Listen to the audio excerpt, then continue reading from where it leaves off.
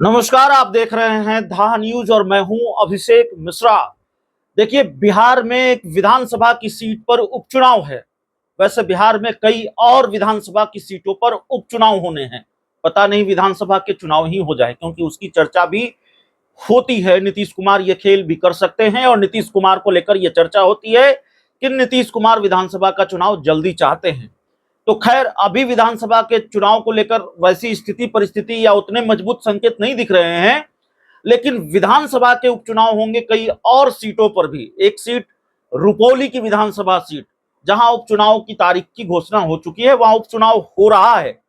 लेकिन कई और सीटों पर उपचुनाव होंगे। बेलागंज, इमामगंज, अतरी, रामगढ़, ये सारी सीटें ऐसी है जहां के विधायक सांसद बन चुके हैं। तो जाहिर है, उनके सांसद बनने के बाद उन्होंने इन सीटों से इस्तीफा दे दिया, विधानसभा की सदस्यता से इस्तीफा दे दिया। देना था, अगर वो सांसद बन गए हैं तो फिर विधानसभा के सदस्य कैसे रह सकते हैं। तो इनके इस्तीफे के बाद विधानसभा की ये सीटें भी खाली हुई हैं और उन सीटों पर भी चुनाव आयोग तारीखों की घोषणा करेगा। लेकिन अभी जिस रुपौली विधानसभा सीट पर उपचुनाव हो रहा है, उस सीट की बात करेंगे। और इस उपचुनाव में फिर पप्पू यादव का जिक्र बार बार हो रहा है। इस उपचुनाव में फिर पप्पू यादव बड़े फैक्टर हैं और इस उपचुनाव में फिर पप्पू यादव पर निगाह टिकी हुई है। लोकसभा चुनाव में पूर्णिया सीट से कैसे पप्पू यादव ने हर तिलिस्म को तोड़ा, लालू यादव के एमवाई समीकरण में सेंध लगा दी और जेडीयू के संतोष कुशवाहा को भी हरा दिया, बीमा भारती को भी हरा दिया। उधर मोदी नीतीश का तिलिस्म भी तोड़ दिया। मोदी नीतीश ने भी पूरी ताकत लगाई, पप्पू यादव तब भी चुनाव जीत गए। और इधर लालू यादव ने तो पूरी फौज उतार दी। पप्पू यादव को हराने के लिए तेजस्वी यादव ने पूरी फौज उतार दी, ताकत लगा दी, लेकिन पप्पू यादव निर्दलीय चुनाव जीत गए।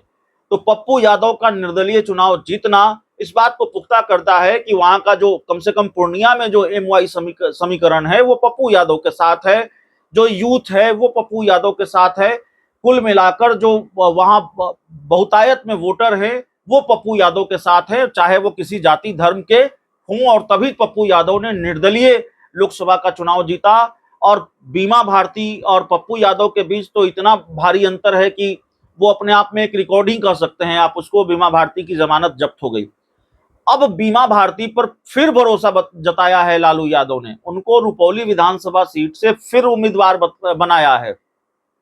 अब बीमा भारती आरजेडी की उम्मीदवार हैं, रुपौली से चुनाव लड़ रही हैं, रुपौली की विधायक भी रही हैं। और उन्हीं के इस्तीफे के बाद ये सीट खाली हुई। जब वो लोकसभा का चुनाव लड़ रही थी और जेडीयू छोड़कर आरजेडी के साथ चली गई, तो उन्होंने इस सीट से इस्तीफा दे दिया था। उनके इस्तीफे के बाद इस पर चुनाव हो रहा है।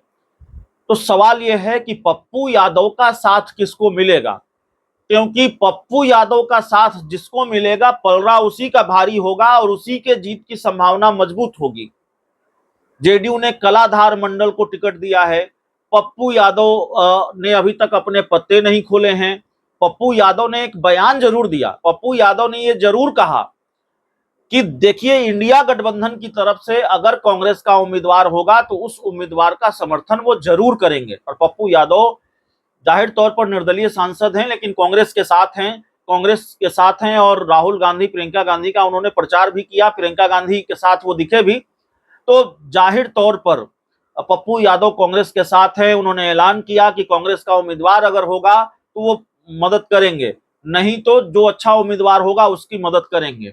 लेकिन पप्पू यादव ने जिस तरह से चुप्पी साध रखी है पूर्णिया उपचुनाव को लेकर, रुपौली उपचुनाव को लेकर, ऐसा लगता है कि वाया कांग्रेस ही सही, लेकिन लालू यादव के साथ उनका मामला सेट हो गया है। प्रत्यक्ष तौर पर या अप्रत्यक्ष तौर पर वो बीमा भारती की ही मदद करेंगे। शंकर न तो वो निर्दलीय उम्मीदवार शंकर सिंह की मदद करेंगे और न ही वो जेडीयू के उम्मीदवार कलाधार मंडल की मुसीबत कलाधार मंडल की मदद करेंगे। मतलब बीमा भारती की मुसीबत पप्पू यादव नहीं बढ़ाएंगे। अगर प्रत्यक्ष रूप से वो मदद न करेंगे तो अप्रत्यक्ष रूप से मदद करेंगे और बीमा भारती की राह में रुकावट पप्पू यादव नहीं बनेंगे। जिस तरह की जानकारी, जिस तरह की खबर अभी तक सामने आ रही है, जो स्थिति परिस्थिति मौजूदा वक्त में दिख रही है। और अगर बीमा भारती को पप्पू यादव का साथ मिल गया तो नीतीश कुमार के लिए यह बहुत बड़ा झटका होगा। एक सिटिंग सीट लोकसभा की नीतीश कुमार गंवा चुके हैं पप्पू यादव की वजह से। पप्पू यादव पूर्णिया से अगर निर्दलीय चुनाव नहीं लड़ते तो बीमा भारती से संतोष कुशवाहा की लड़ाई आसान होती और संतोष कुशवाहा जो जेडीयू के उम्मीदवार थे, जेडीयू के मौजूदा सांसद थे, वो सीट ले जाते। लेकिन पप्पू यादव ने संतोष कुशवाहा को भी मात दे दी और इधर बीमा भारती की जमानत जब्त करवा दी।